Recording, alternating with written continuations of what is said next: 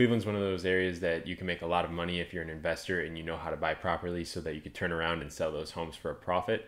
And then in today's video, we're going to be checking out a fixer-upper that is in Brook Park, Ohio. Now, Brook Park's probably about a half-hour commute to get to downtown Cleveland, and it's not a terrible commute by any means, but this home has incredibly fast access to the highway systems that are around it, so you're going to be able to get anywhere in the greater Cleveland area in that 30-minute timeline as well. Now, the home that we're going to be touring today is a 3-bedroom, 1-bathroom, and it comes in just over 1,000 square feet. So it's not the biggest house in the world, but it is on a pretty decent sized lot. So you're gonna have a lot of space to work with outside as well. Now, like I said earlier, this home is a fixer-upper, so you are going to have to do a little bit of a renovation before you can get in. And Brook Park is one of those areas that has a point of sale inspection, so you are going to have to get everything fixed and approved by the city before you can actually occupy this property. Now, like I said before, this home is in really close proximity to the highways, but you're also going to have a few different shopping centers as well. You're going to have a couple stores if you travel up north a little bit, but the majority of your shopping is going to be done if you travel south into Southland Shopping Center, and there you're going to have a bunch of different restaurants, retail stores, and grocery shopping. Now, if you are the outdoors type, you are going to have a pretty cool park around the corner that is called Lake Abram Reservation, and there has a pretty neat hiking trail that you can go just get in the woods and kind of get away from that suburban life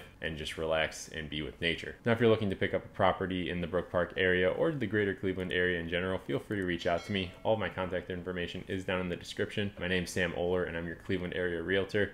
Let's hop right into this tour. All right, so we're going to be starting on the inside of the house today, and this living room has a vaulted ceiling, so it gives it this really open feeling. And you're going to have your dining room off of the back of the house, and then you can see there that the beam is exposed, and I think that could show a pretty cool effect if you go to finish this. But you have your hardwood floors in the living room and a pretty large bay window, and that bay window isn't low by any means. You can get a couch next to that, and that would be a pretty decent setup. And then on the other side of the wall, you're going to have your kitchen, which is obviously in disrepair. You're going to need to do a lot of work to get this one up and running again. And then there's a quick view of the outside, but we will take a look out there in a minute. Now, the kitchen is obviously going to need gutted. You need new everything. It's not habitable as it is, but you are going to have a great opportunity to kind of make this completely your own. I would probably put a small island where this wall is off to the right, and that way it's a completely open concept. If you kind of want an idea of what I'm talking about with that, you can go check out my other channel. It will be linked down below, but I had a similar situation at the house that I'm living in now, and I knocked out the wall and opened everything up. Now, down the hallway, you are going to have a little bit of storage, and then I think you have your attic access in there as well. And then off of the hallway, you also are going to have your first bedroom, and you've got your hardwood floors flowing throughout here as well. So you have a opportunity to actually have those old hardwood floors refinished and get them in good condition again.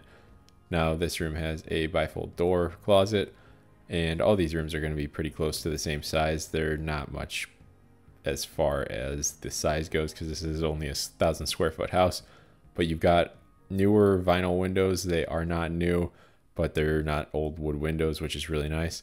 Some of them are going to need a little bit of work and possibly replaced, but for the most part, they all seem to be in pretty decent condition.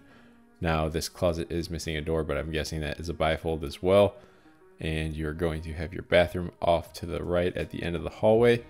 And like I said, this one's going to need gutted as well. It's pretty useless as is, but it's a good opportunity as far as getting that nice modern feeling if you do a tile tub surround and then some new floors and getting rid of that texture on the walls.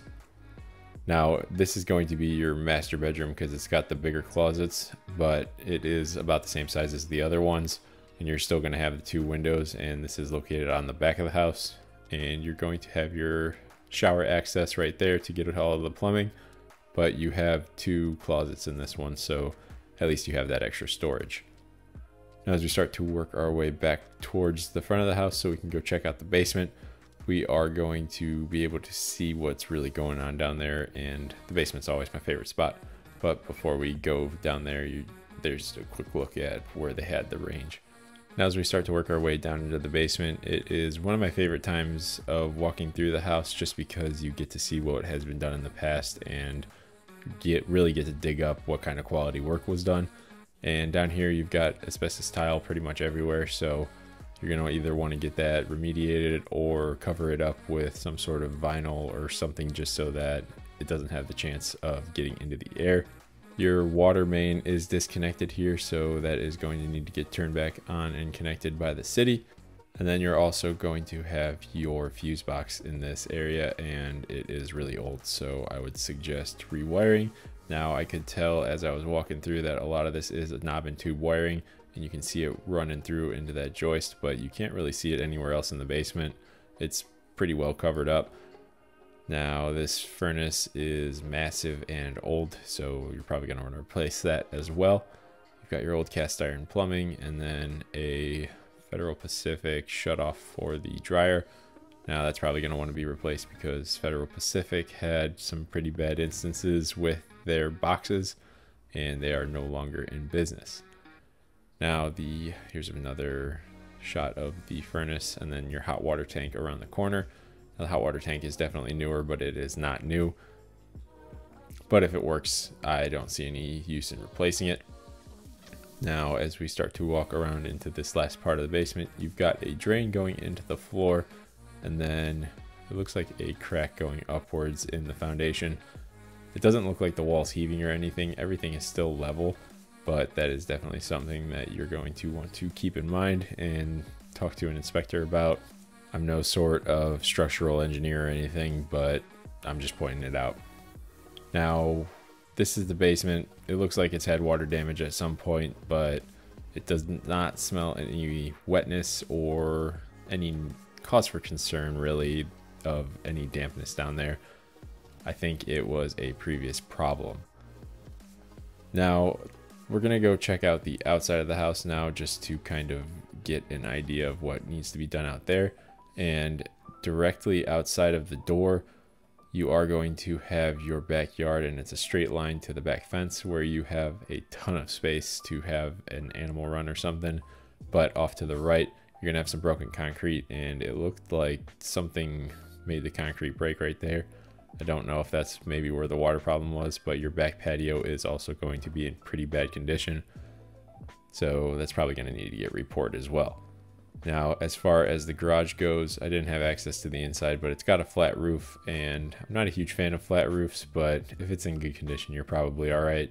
You've got old wood windows on the garage, so I'm guessing this hasn't been maintenance very well, and there's probably hasn't been very much maintenance anyways. Now here's the back of the garage, and it's not in the greatest condition, but it's a garage. As long as it's keeping the water out, that's all that matters. Now the roof looks pretty good on this one, and you've got gutters with downspouts connecting to a storm drain, so you don't have to worry about that unless it's plugged up, but you're not really going to know that unless you run a camera down there or you wait until it rains. Now, as far as the driveway goes, they did blacktop on the back part of it, and it's definitely seen better days, so I'd probably just re-pour that with concrete, get that looking good again. That way you have easy access to the garage.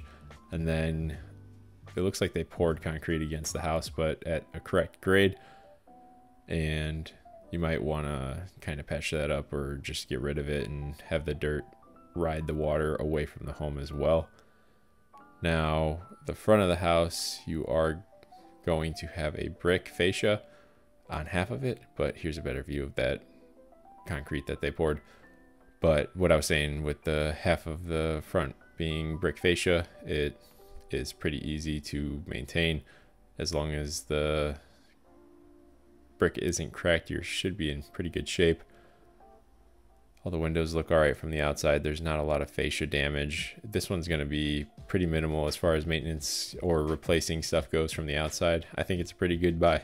If you made it this far into the video, I want to say thank you. It shows that you might be looking to move to the Brook Park area or maybe a surrounding area. If you are, I invite you to reach out to me. All of my contact information is down in the description. If you find yourself down in the description checking out my social media, before you go, make sure you click that like button because it's going to help me out a ton. But with all that being said, I'm going to leave the video there. I'll catch you in the next one.